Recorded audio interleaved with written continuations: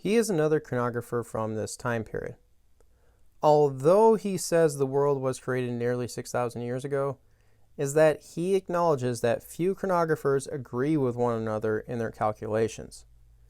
The good thing for us is that he is not aiming to calculate the 6,000th year to predict the end of the world. So we can just move forward to his treatment of Daniel. He addresses Daniel 2's vision of the statue by saying that the uncut stone prefigures Christ and that he will establish a future kingdom for believers. He starts his exposition of the 70 weeks by saying, there exists and also a record of visions of Daniel, in which he revealed the order of events in coming ages, embracing in them also the number of the years, within which he announced that Christ would descend to earth as has taken place, and clearly set forth the future coming of Antichrist. If anyone is eager to inquire into these points, he will find them more fully treated of in the book of Daniel. Our design is simply to present a connected statement of events. The two takeaways here is that Severus is interpreting the weeks messianically and very likely seeing the Antichrist in verse 27.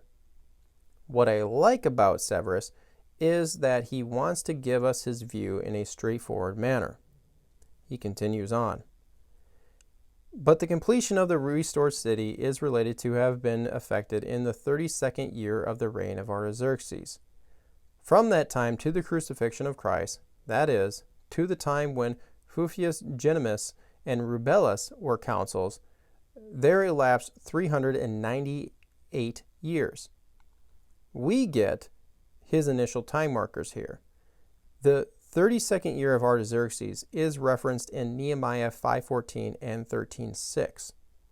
The first has Nehemiah referencing his 12 years as governor after building of the city's walls.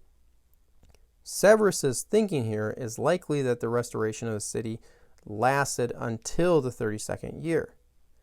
And the other reference comes right at the end of the book of Nehemiah, with him requesting to go back to Jerusalem because a couple of yahoos were being corrupt in the temple. From here, Severus says that there are 398 years to Christ's crucifixion when Genimus and Rubellus were Roman consuls together. The knowledge nugget here is that two people were annually appointed as Roman consuls. They held the most power while Rome was a republic, but even when you get into the empire period, is that these positions were still held and appointed. Now, the fact that they came in pairs and were appointed annually is that if events are tagged to a given pair, is that knowing the specific year in which that event took place can be easily deduced. And for Severus, he sinks the crucifixion in 29 AD, which would be Tiberius's 15th year, like mentioned in Luke, if you start counting from 14 AD. So, if you start with 29 AD and rewind back 398 years, is that you get 370 BC.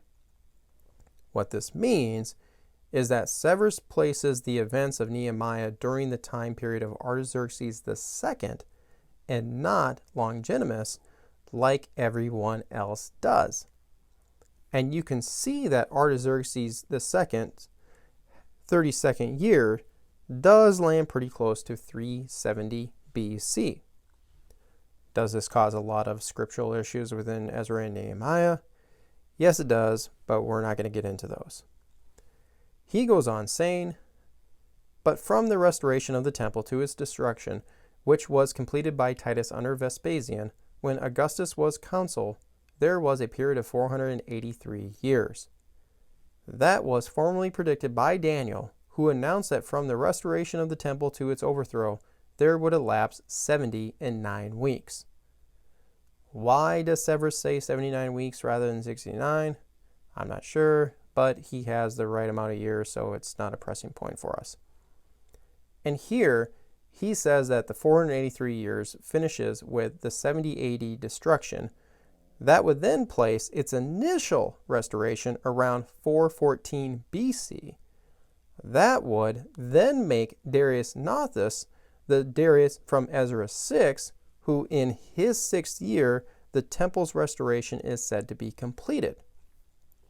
Nothus's 6th year is pretty close to 414 BC.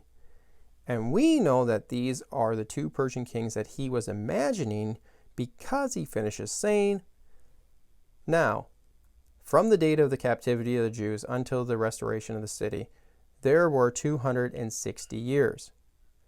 So, to connect his dots correctly is that he is working back from the restoration of the city in the 32nd year of Artaxerxes II, not the temple, and by doing this, it lands you around 630 BC, which is 25 years earlier than the first deportation by modern reckoning.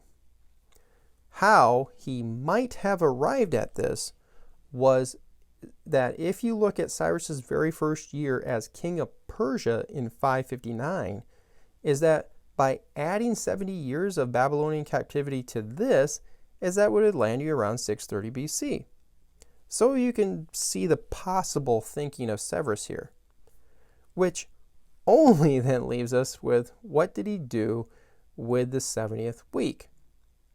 This he implicitly addressed at the beginning by saying the future coming of the Antichrist that would be linked to the 70th week to Jesus' second coming when he establishes the everlasting kingdom for believers.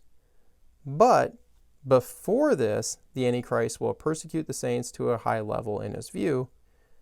And I think that part of his reasoning for a future Antichrist figure is that he dates the composition of the book of Revelation after the 70 AD destruction during Domitian's reign.